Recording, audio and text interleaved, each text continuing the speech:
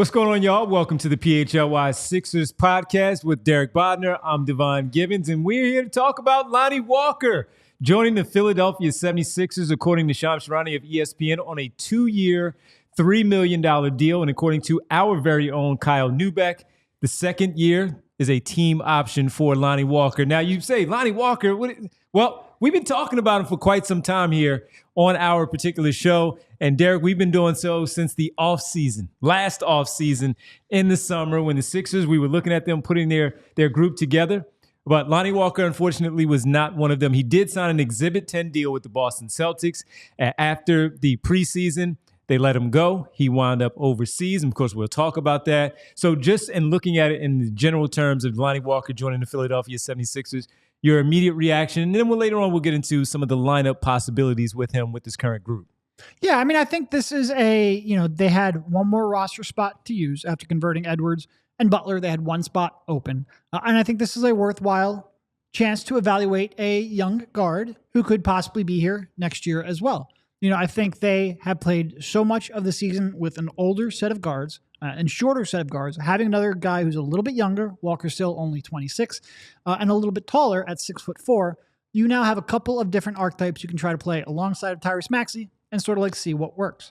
I think this is a guy who we had been talking about pretty much before he signed even that Exhibit 10 deal with the Celtics. We had been talking about him as a possibility for one of the final roster spots over last summer. And I'm interested to see whether or not he can put it together. He is a guy who has always had talent and ability to score the ball, consistency really on both ends, offensively and defensively. Certainly with that shot has been his problem.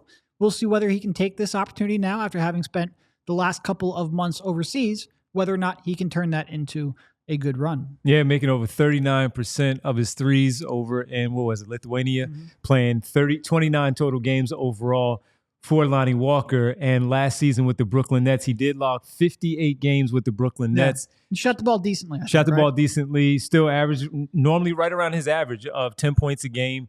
And he was really important. I had a chance to watch a lot of Brooklyn last season, and he is a guy who can still fill it up overall. And when you look at the Sixers season so far, where they've been at 20-34 through these 54 games, Derek, there have been a number of games that we've looked at and saying, man, if they could have just won this 4-point, 5-point game, their record could look totally different. And a player like this, instead of having to throw out there, no disrespect, some of the older guards on the bench for Nick Nurse, a younger player like Lonnie Walker with the ability to come in and just get hot. Again, looking at him with Brooklyn last season, because I did not watch him overseas this year in those 29 games, he would come in there, and while he did average 10 points, he can go off for a quick 12. He can go off for a personal best of 10 straight points or scoring 10 in a span of a 15-0 run for the Brooklyn Nets at that time, because he can just flat out fill it up, get hot. So when you look at him in terms of the roster, when you look at lineup possibilities for Lonnie Walker with this Sixers group, with Joel Embiid and Paul George, because right now they're not ruled out, so they'll be in there.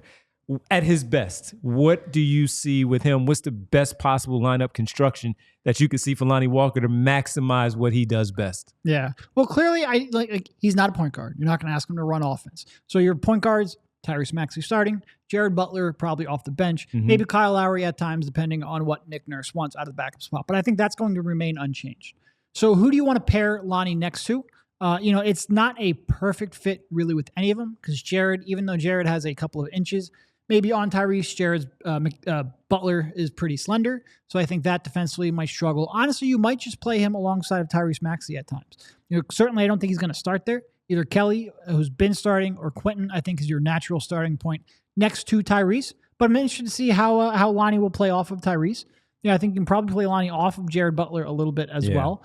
None of them are perfect fits, but I don't think any of them are necessarily disastrous either. You do worry a little bit, because Lonnie Walker, about 6'4", has some size, I think he has a 6'10" wingspan, so he can defend credibly at the 2 when he's locked in, but he's not going to be a lockdown defender. He's not going to be even a Quentin Grimes type defender, but I think he's going to be good enough defensively that you could put him next to either one. Now, if we look at Embiid missing some games, we talked about it, 28 games. Let's say he plays somewhere, because in the month of March, the Sixers do have 5 more back-to-backs for this month. So Joel Embiid is not going to play in at least 5 of those 10 games right there. So when you look at what bigs, knowing that Gershon Yabusele is going to be out there quite a bit at that backup 5, but starting position for Joel Embiid, how do you see him playing off of Yabusele-led 5-man lineups? Yeah, I mean, I think Yabusele unlocks a lot of opportunities for most guards, right? Because driving lanes, baby. You can run that, pick and pop with Yabu, who's been real good in that, hitting those top of the key threes,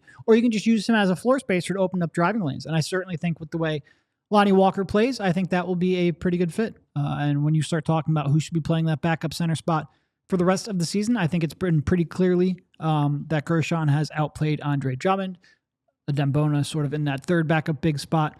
Yeah, I think he could be a pretty good fit with Yabu. So another local product coming home, the Reading native, spending a lot of time with San Antonio, Los Angeles, and the Brooklyn Nets. Again, in Exhibit 10 this past training camp with the Boston Celtics. Did not latch on to the team, so he went overseas and spread his wings a little bit with the 29 games over there in Lithuania to see how things worked out. So right now, a 2-year deal, $3 million, second year of a team option, according to our very own Kyle Neubeck. The Reading native, Lonnie Walker, coming home to play for 28 games of the remaining schedule for the Philadelphia 76ers. Could he make enough of an impact where it's more, where they're looking at a playoff berth because of some of the help that Lonnie Walker adds to this basketball team? Playoffs? Maybe. Well, either way, we'll be talking about it right here, as always, on the PHLY Sixers podcast with Derek Bodner. I'm Devon Givens. Kyle Neubeck will join us at some point, but Lonnie Walker in the fold for the remainder of the season for the Philadelphia 76ers. Let's see how it all plays out. I'm sure we'll be talking about it. We all silly like the mayor.